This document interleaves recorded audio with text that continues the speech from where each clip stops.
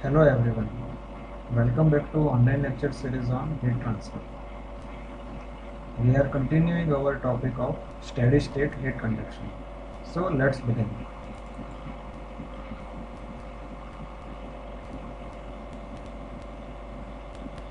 So before going into our new topics, we will do a quick revision of what we have done in our previous lectures.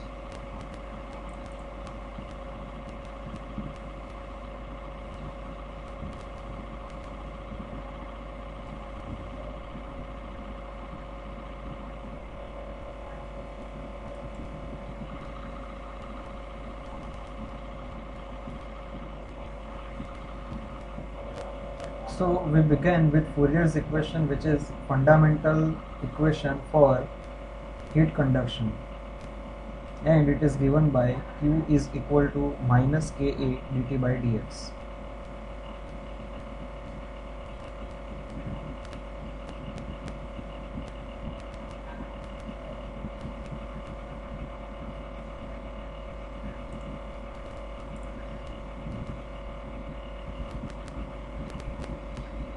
Then, based on our Fourier's equation, we define thermal conductivity.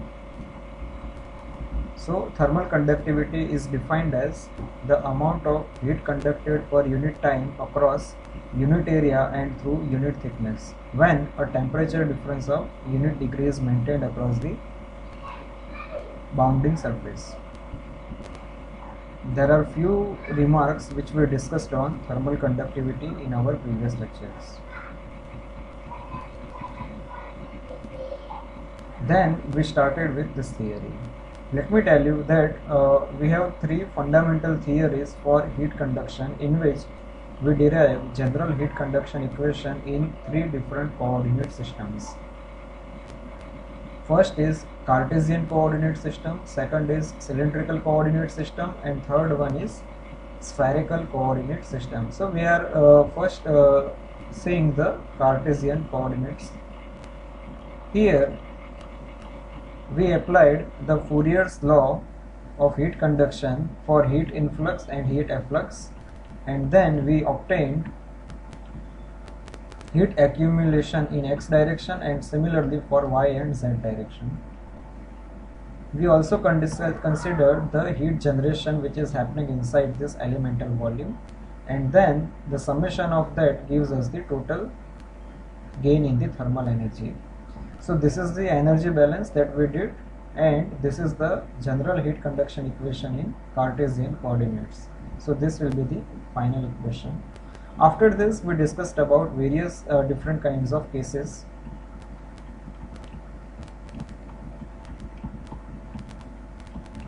Then we defined the thermal diffusivity. It represents a physical property of material of which the solid element is composed. So it is defined as alpha is equal to K by rho C.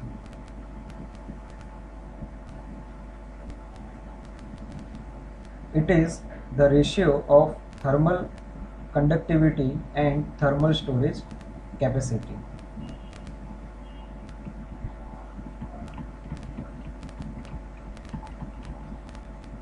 Then we discussed the same heat conduction equation in cylindrical coordinates. So this is the elemental volume in case of cylindrical coordinates. Here also same process is followed. There are three directions.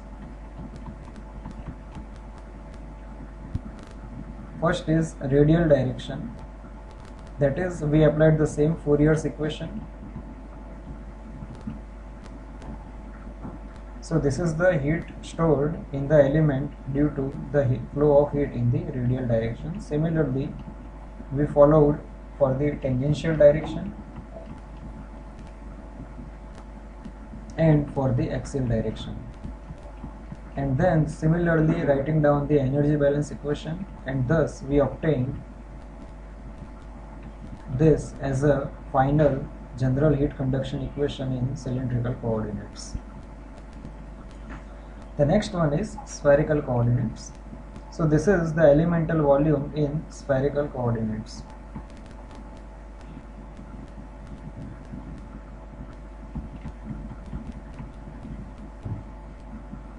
So here heat flow in phi direction, then heat flow through r phi plane, that is theta direction. The same process is being followed, and then heat flow through the r direction, and then writing down the energy balance equation. So this is the general heat conduction equation in spherical coordinate system.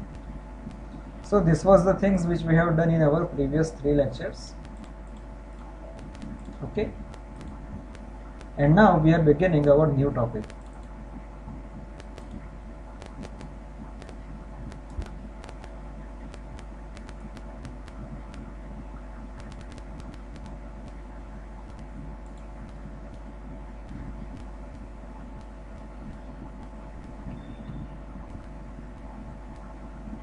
So our first topic for today is conduction through a plane wall.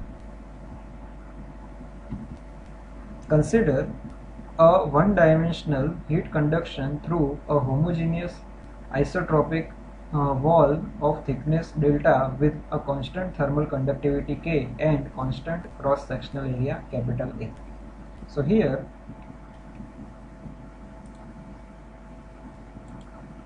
we will draw a plane wall first.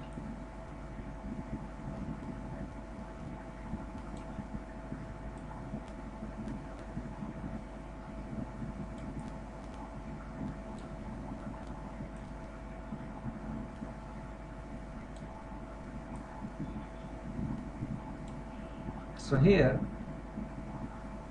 let us say that here the thickness of this wall is delta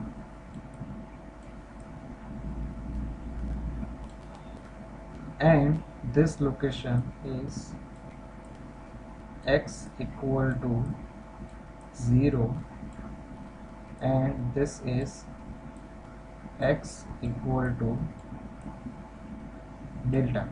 If we consider this to be x direction and this portion to be y direction, okay, and here the material which is available here is having thermal conductivity K.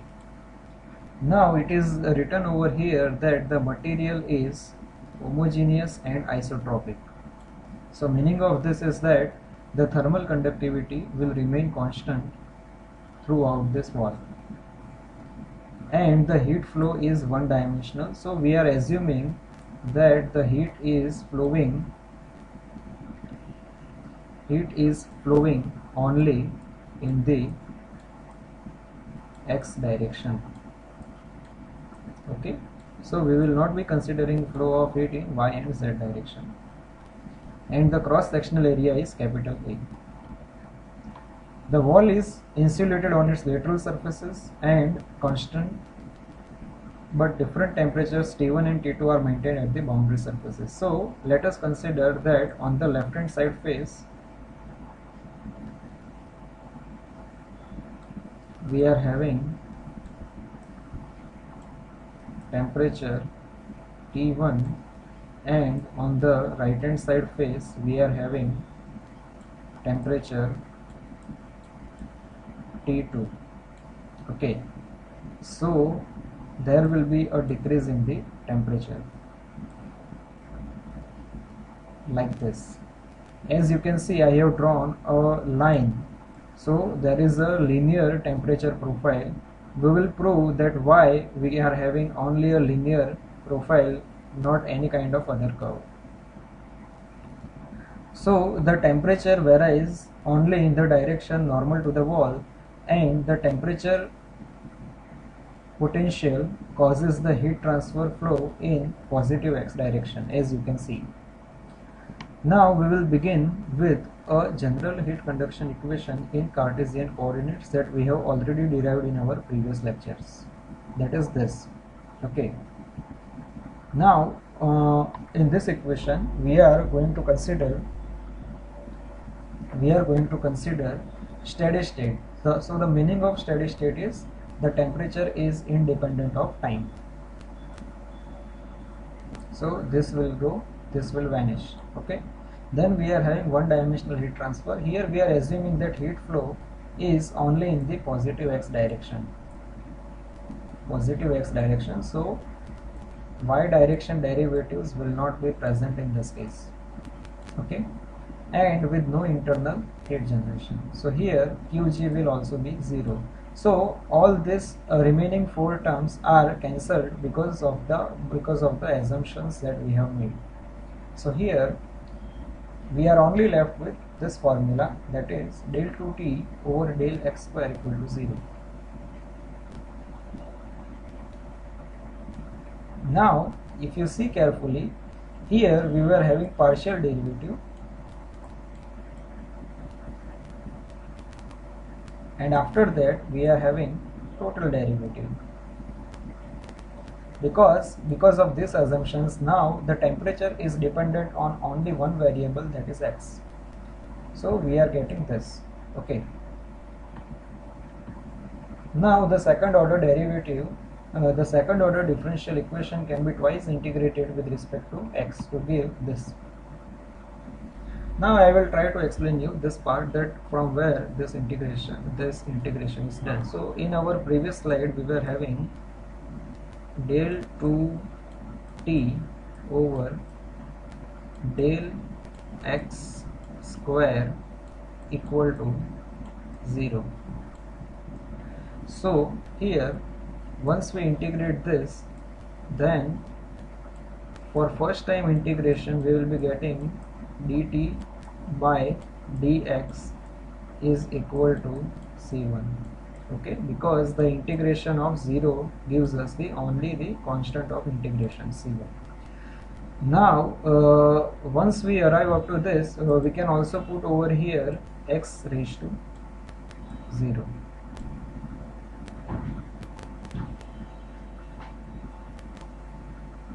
Now why we can write down x raised to 0? Because the value of this will be 1. So now once we integrate this, then t is equal to c1 x raised to 0 plus 1 divided by 0 plus 1, which will ultimately plus c2, that is the constant of integration. So the final answer will be c1 into x plus c2, and this value is t. So the same thing is being written over here. Okay. So now the constant of integrations are evaluated with regard to the boundary condition relevant to the flow situation. T equal to T1 at x equal to 0 and T equal to T2 at x equal to delta. If you see our previous figure again by going back into that, going back 5 minutes ago in this video, then you will find that these boundary conditions are there. Now we will apply the boundary conditions for this. So while applying the first boundary condition, this boundary condition in this equation, then T is equal to T1. So we have put T1 over here. As x equal to 0, this term will not be present, so it will be 0 plus C1 as it is. So we are getting the value of T2 as C2, T1 as C2. Now what we are going to do is we are going to put the second boundary condition here. That is T equal to T2. So here we have put T2. Then C1 instead of x we are having delta and C2 is as it is. So we have obtained this equation, and instead of C2 we can put T1. So our this condition will be modified as T2 equal to C1 delta plus T1. So finally we are getting the value of C1 as equal to T2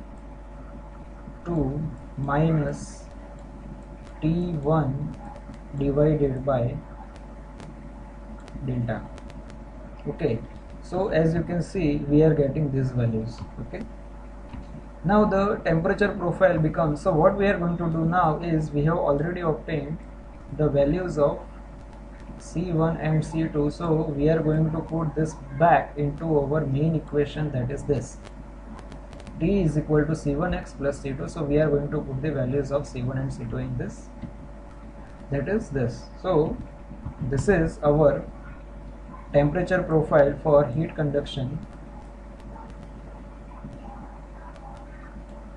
through a plane wall. So if you see carefully on this equation, then it is like y, okay, I think it will not be visible over there.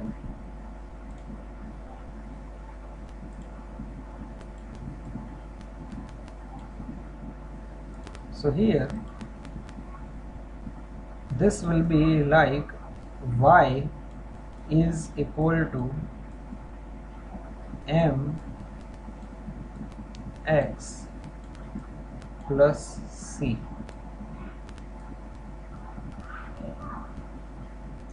So that's why this temperature profile is linear, and I had shown you this part in our figure also. Now if we need to write down this formula in dimensionless form, then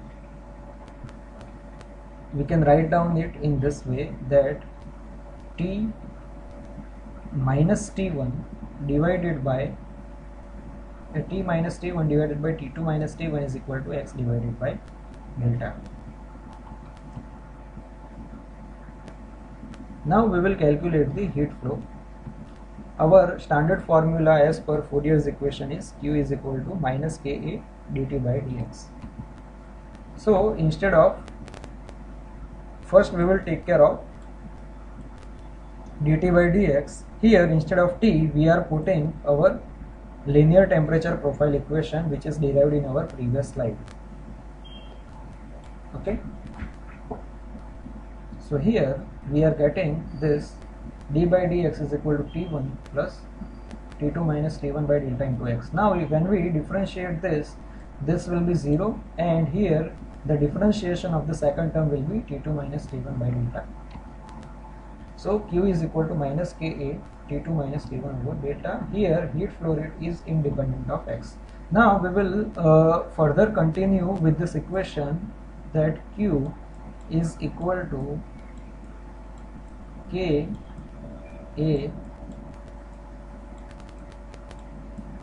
T1 minus T2 divided by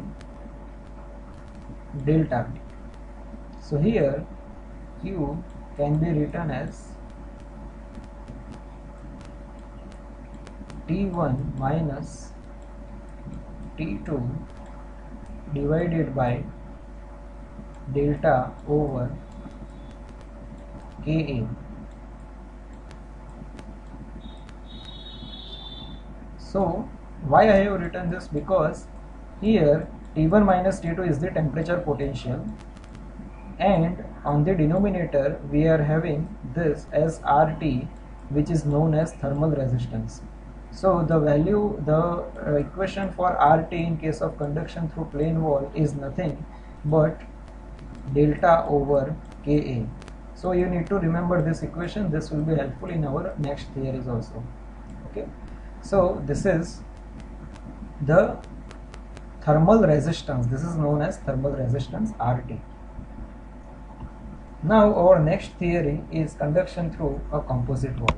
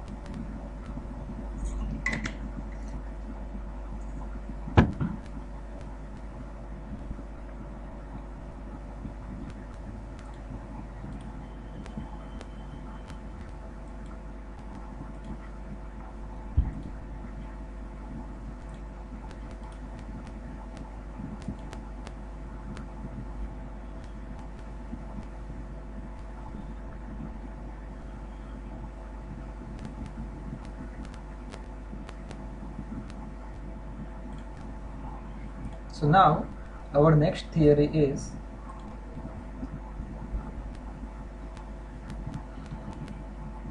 conduction through a composite wall. So first of all, we will focus on this figure.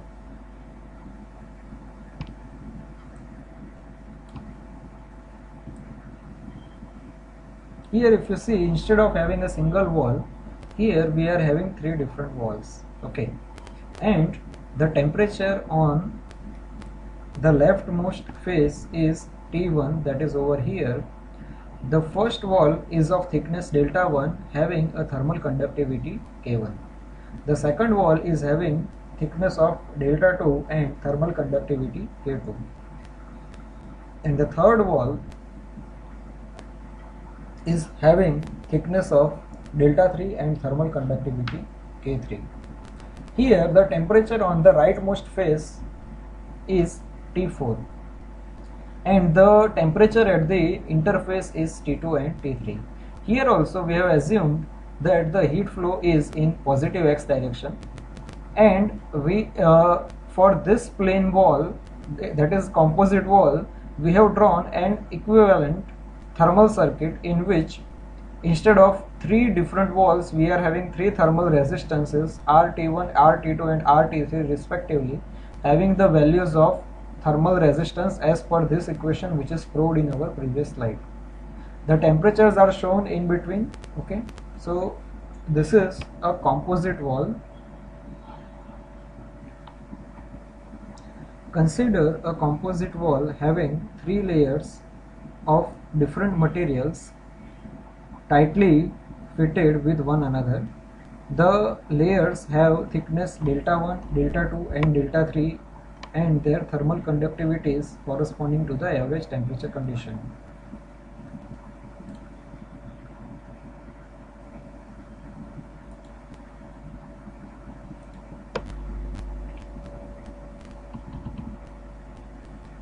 Here the surface temperature of the wall are T1 and T4 and the temperature at the interfaces are T2 and T3.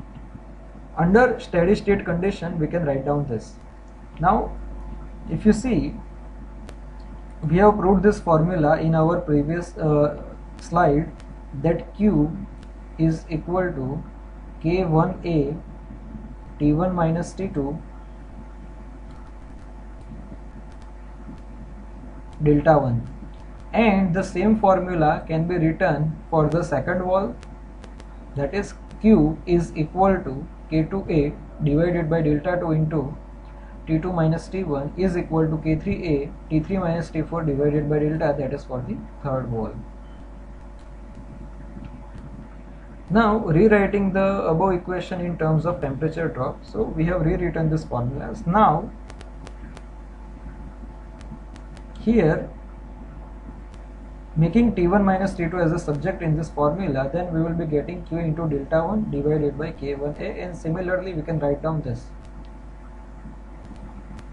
So here summation of the above three equations will give us overall temperature difference. So this. So once you sum all these three equations, so if you focus on the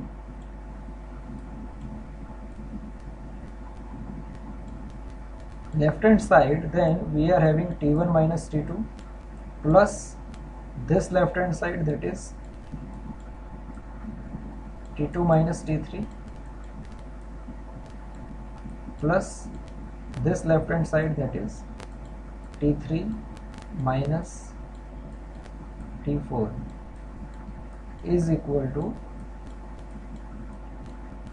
this term. So here T2 will get cancelled and T3 will get cancelled. That's why we are left with only T1 minus T4. That is here.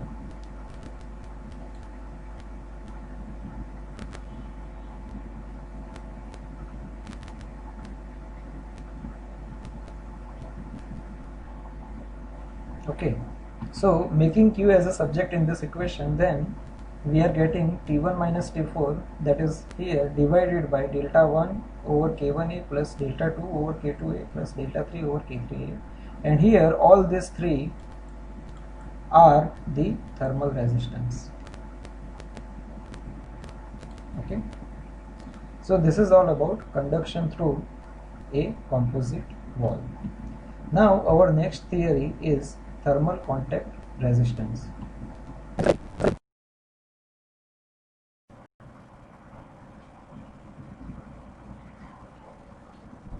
Hello everyone. We are continuing our topic of steady state heat conduction.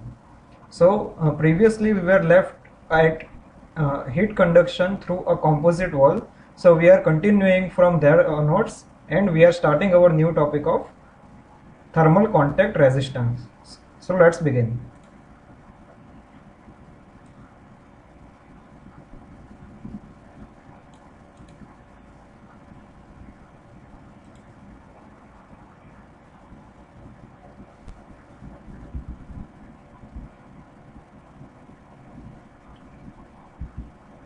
So in our previous theory we studied about a composite wall in which there was no temperature drop at the interface. The calculation of heat flow through a multi-layer wall is done with the assumptions like: first is there is a perfect contact between the adjacent layers. Second is temperature is continuous at the interface. And third is there is no fall of temperature at the interface. So these were the assumptions which were made in our previous theory.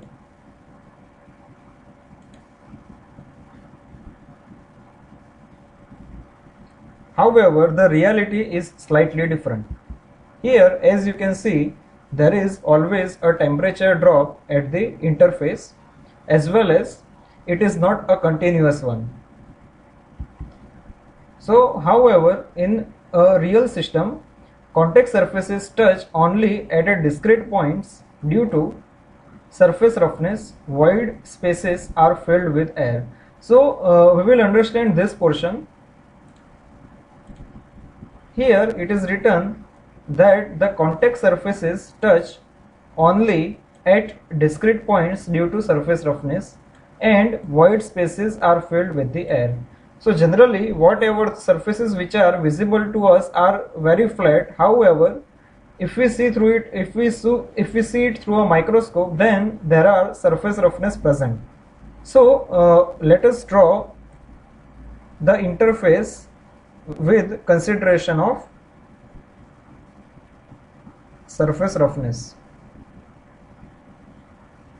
So let us say that is this one is the first wall, and here we are having another wall which is second wall.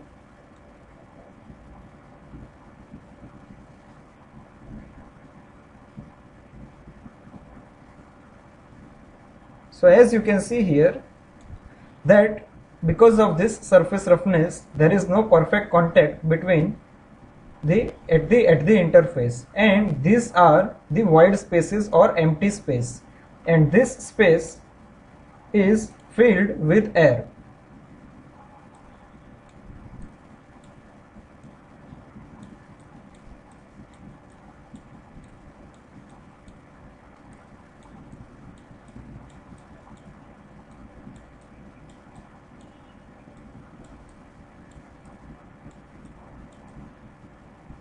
Okay, so now it is clear that the contact surfaces touch only at a discrete points due to surface roughness, and void spaces are filled with air. So the area for the heat flow at interface will be less compared to the geometric area of the face. So here as you can see that now the area is not fully available. Okay, so the area for heat flow is comparatively less. So there is a decrease in the flow area, and air in the void space increases the thermal resistance to the flow at the interface. Now here the important thing is, here this empty gaps are filled with air, and thermal conductivity K of air is very low. Okay, because of this, this does not allow the heat to conduct.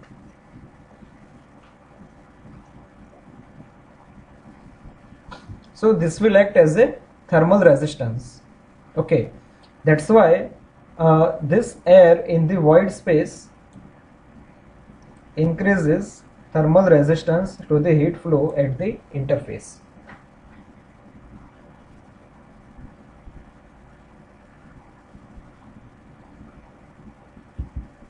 This resistance is called as thermal contact resistance. Let T2 and T3 represent the temperature at the theoretical plane interface. So now we are discussing about this portion.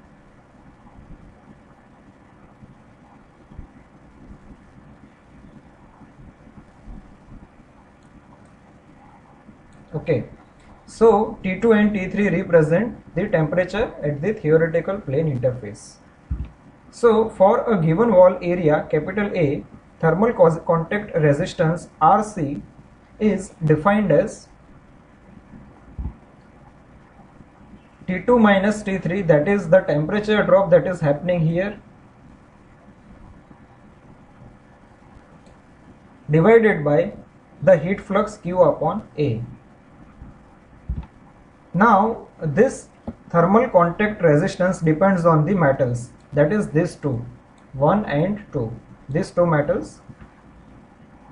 Surface roughness, that is this portion, contact pressure, temperature, and the matter occupying the void space.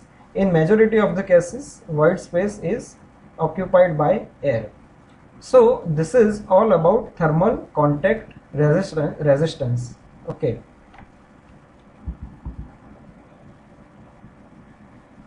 Now our next theory is heat flow between surface and surrounding, and cooling and heating of fluids.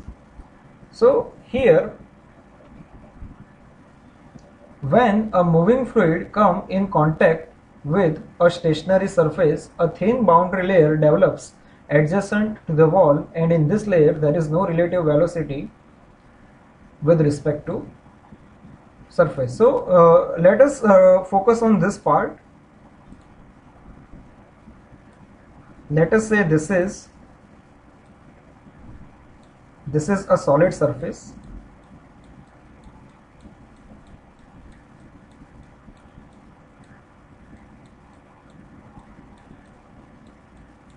Okay, and let us say that it is cold one. It is at the normal temperature, and let us consider that a hot air is passing over this surface. We can also consider this to be air. So let us say that this is air which is coming with a velocity of 0.5 ms inverse. Okay, so you will understand this portion in fluid mechanics, that there is a very thin layer near to this surface, this solid surface. Let us say this layer. In this layer, the velocity is almost zero. So here there is no relative velocity in this region, which is called as boundary layer. Okay, and it is also called as stagnant layer. So you can pause this video and you can draw this figure. So I am erasing this now.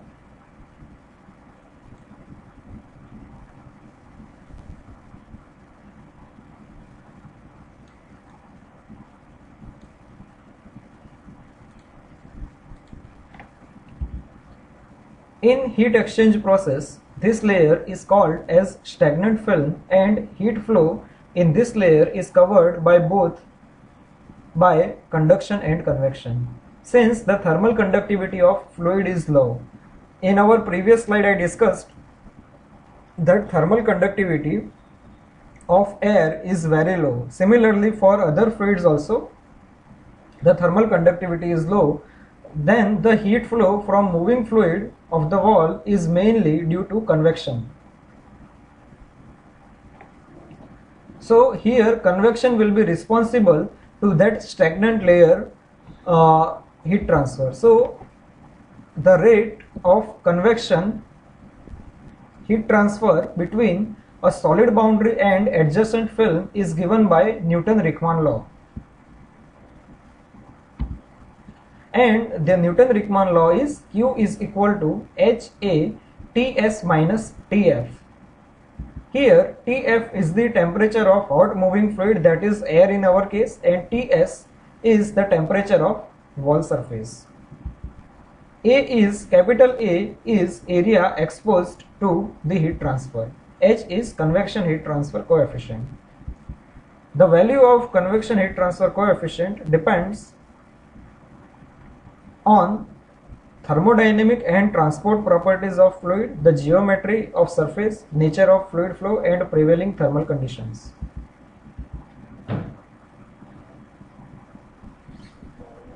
The heat transfer through a wall separating two moving fluids involve first as flow of heat from a fluid to fluid of high temperature to wall, second is heat conduction through the wall, and third is transport of heat from a wall to a cold fluid. So these 3 points will be understood with the help of figure. Here let us focus on this figure.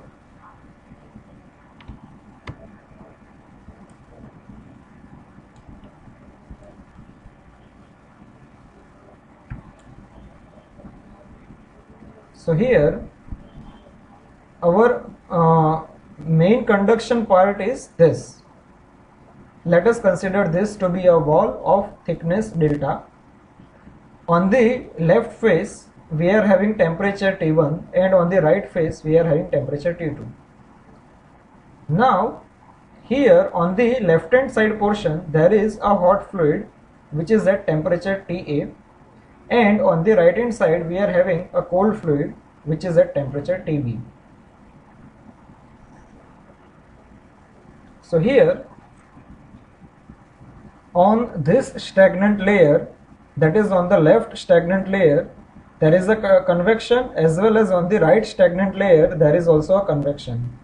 So here there is a thermal circuit drawn for this. So here RT1, RT2 and RT3 are three resistance given by this formula. Okay.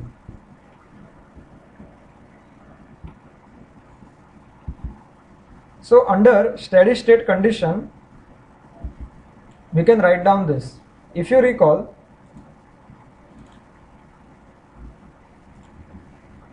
this formula is based on Newton-Raphman law, and this is also Newton-Raphman law, and the middle one is based on the Fourier's equation. Okay, and heat flow is constant in this direction. So Q is equal to this 3. Now HA and HB are convective film coefficients. K is thermal conductivity of solid wall having thickness delta. Now TA minus T1, so we have taken, let us say we have taken this equation, and TA minus T1 is equal to Q upon HAA. Similarly, we can utilize the second equation and we can obtain T1 minus T2, and we can utilize the third equation to obtain this temperature difference. Okay, now what we will do is we will sum them up. So finally we will be getting this formula. We have done similar kind of mathematical portion in our previous theory of multiple composite wall. So now Q is given by this formula, and the denominator is sum of thermal resistance of different sections through which the heat has to flow. So these three These three are thermal resistance. Heat flow through a composite wall section is given by this formula also. Here Q is equal to UA TA minus TB. So here it looks like a Newton-Raphson law, as well as it is instead of heat transfer coefficient we are having capital U. So when you compare these two equations,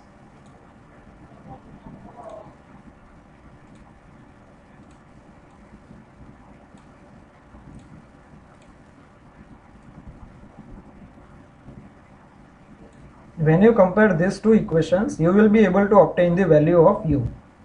U is overall heat transfer coefficient, and it is given by this formula. So from where this formula has arrived, it is based on these two. When you compare these two equations, you will be obtaining this. So now our next theory is conduction through a cylindrical wall.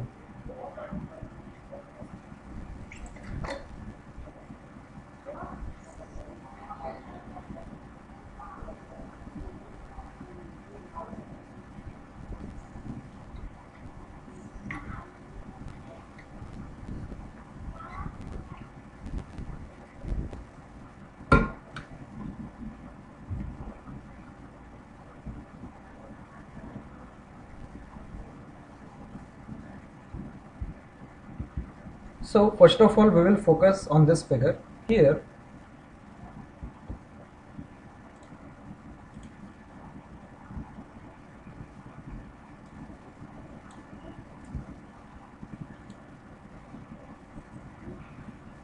Here we are having a cylindrical wall, that is a pipe, in which the inner radius is R1 and outer radius is R2.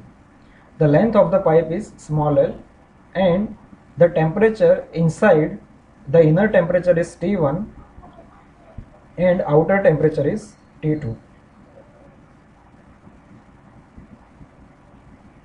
And the inner temperature is higher than the outer temperature, that's why we are having outward radial flow of heat, and there is no heat flow in axial direction. Okay, for analysis purpose we are going to take a small ring of having a thickness dr. So consider heat conduction through a cylindrical tube with inner radius R1 and outer radius R2 having a length L. The inside and outside surfaces of tube are at temperature T1 and T2, and thermal conductivity K of tube material is constant. If the temperature T1 at inner surface is greater than temperature T2 at the outer surface, the heat flows radially outward, that is already discussed. Now the general heat conduction equation in cylindrical coordinates is given by this formula. This is proved in our previous lectures. Now we are going to apply these conditions for steady state unidirectional heat flow in radial direction with no internal heat generation. The above equation reduces to, now let us discuss this here, that first condition is steady state, that is there will not be change of temperature with respect to time, so this term will vanish. Second is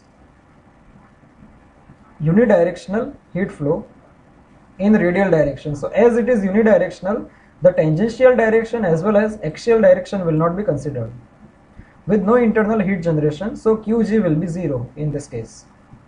So we are only left with this formula, and we don't have anything on the right hand side, so this term will be equal to 0. This term will be equal to 0, and that is written over here. So we have converted the partial term into total term for derivative, as there are no other dependent parameters. Now we are going to discuss about this.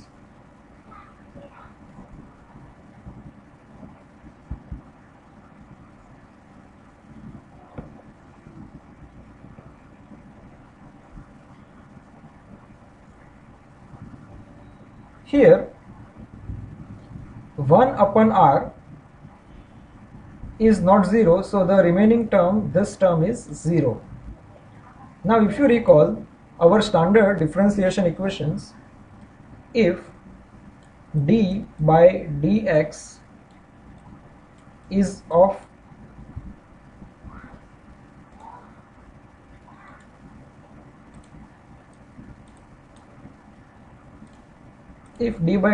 of a constant,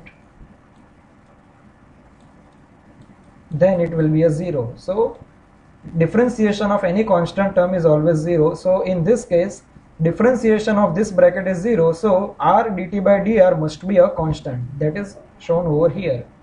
And then we are going to integrate this. So to integrate this, we can write down dt by dr is equal to c1 r raised to minus 1. So once we integrate this, we will be getting t is equal to c1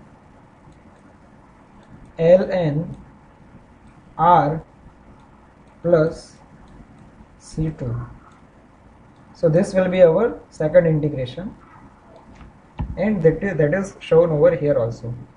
So now we have obtained the temperature profile with two constants C1 and C2. So now our task is to obtain the values of C1 and C2. So to obtain this constant C1 and C2, we need to apply the relevant boundary conditions. So here at r equal to r1, the temperature T is equal to T1, and at r equal to r2, the temperature is T is equal to T2. Now the constants C1 and C2 are takes the value like this. So we will discuss about this, that how these two values are obtained.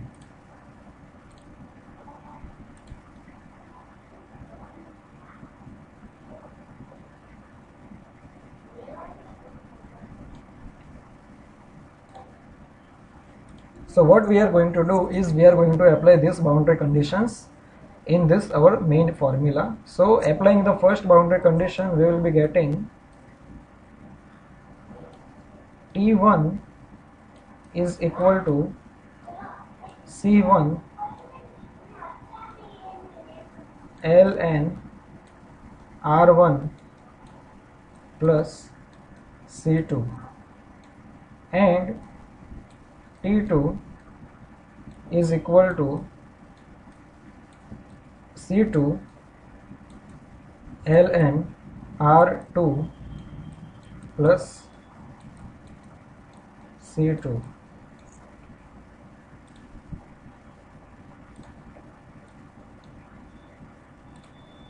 It should be here C1. So we have applied both boundary conditions over here, and here let us put negative sign, that is we are subtracting these two equations. So we will be getting T1 minus T2 is equal to C1 ln R1 by R2. So here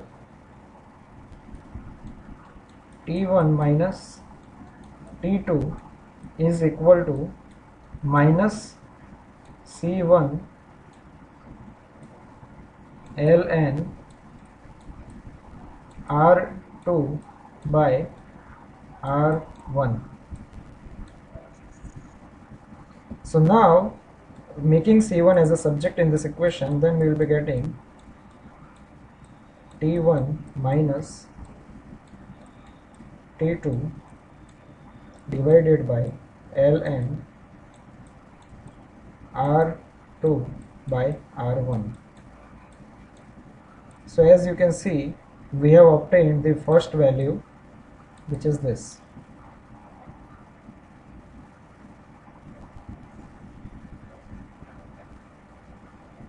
So now what you should do is, these are two equations that we are having. Let us say this as equation number 1 and this as equation number 2. So what you need to do is, you can put C1 value in either of this equation and you can obtain the value of C2 and you will obtain this value. So I will suggest you to do this by yourself.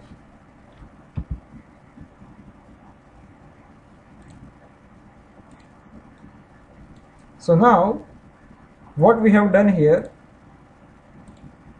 that we have obtained the value of C1 and C2, so we will put both these values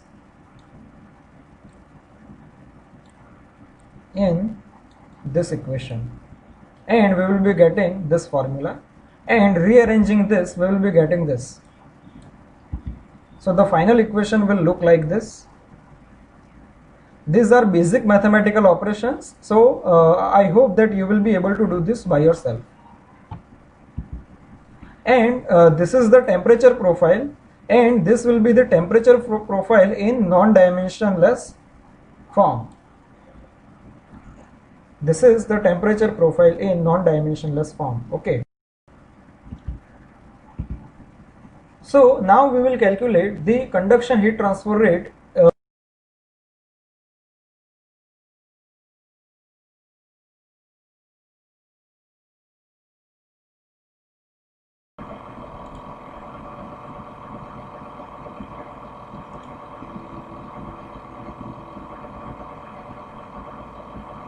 So here we have already obtained the temperature profile for heat conduction through a cylindrical wall. That is, this is the temperature profile that we have obtained, and this is the same thing in dimensionless form.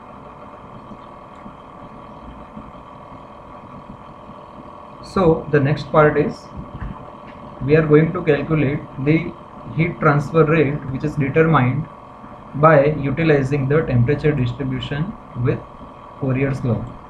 So our standard formula of Fourier's law is Q is equal to minus Ka dt by dr, and instead of this T we are going to put the whole temperature profile over here, and its differentiation is with respect to radius. Now if you see the terms which are present in this bracket, here T1 is independent of radius, and the third term, which is the whole this term, is also independent of radius r. So now here we are only left with this portion, and in this term ln r is dependent, so the differentiation of ln r is 1 upon r. So we are getting this formula.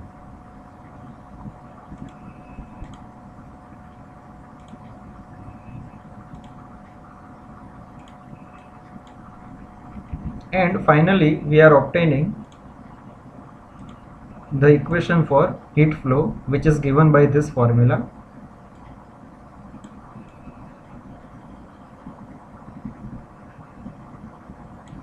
And if you see carefully, we have kept T1 minus T2 as it is, and for the remaining terms, that are these terms, we have put RT, that is the thermal resistance. So here the thermal resistance is given by RT equal to ln R2 by R1 divided by 2 pi KL. So this is all about the heat transfer rate in cylindrical wall and the thermal resistance of cylindrical wall. Now we are going to discuss about few important aspects of this theory. The statement is the surface area of a cylindrical surface changes with radius. So the rate of heat conduction through a cylinder is usually expressed per unit length rather than per unit area as done for plane walls. So here, to understand this portion, generally in case of plane wall, what we were doing is we were dividing Q with area A. However, in this case here, if you see the area of cylindrical wall,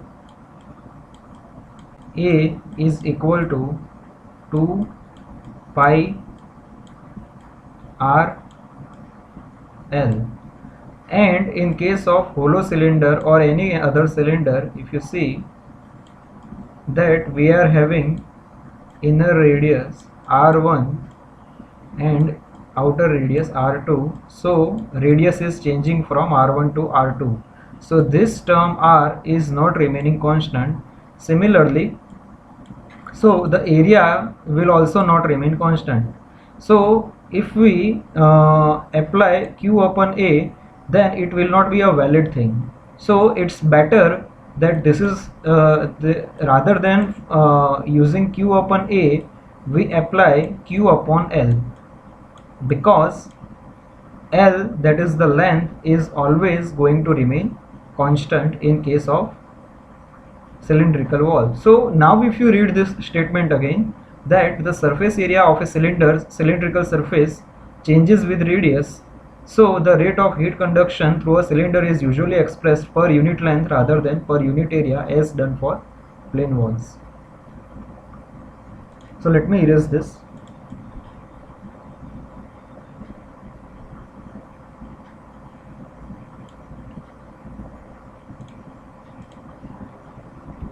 Now the inverse proportionality of heat flux with radius. This is the Fourier's law. Q is equal to minus K dt by dr, and instead of temperature we have put this. So the differentiation, as we have already done in our previous theory, we will be obtaining this. So here if you see, Q is inversely proportional to the radius. Okay. Now our next part is, we can write down the heat flow equation for a cylinder in similar way to heat flow equation of a plane wall.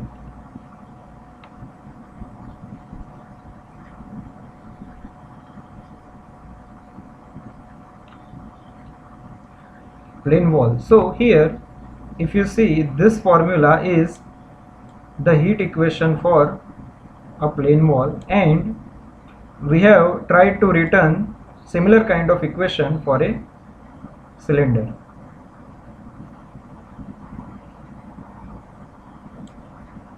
So here, instead of thickness we have written R2 minus R1, and instead of A we have written AM.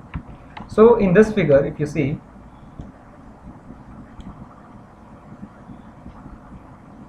here this is the hollow cylinder, and we have tried to have an equivalent plane wall similar to this hollow cylinder. As you can see here, that the thickness of the plane wall is R2 minus R1, and instead of this whole area we are having now equivalent area AM. So now we have modified this according to the plane wall equation, and our original formula was this. So when you compare these two formulas, T1 minus T2 is as it is, and K is as it is here.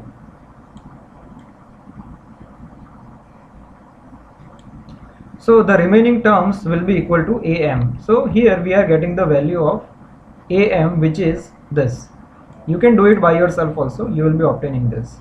Now we will focus on this part, and we will try to simplify this ahead further, that 2 pi R2 L minus 2 pi R1 L divided by Ln. Here we are already having R2 by R1,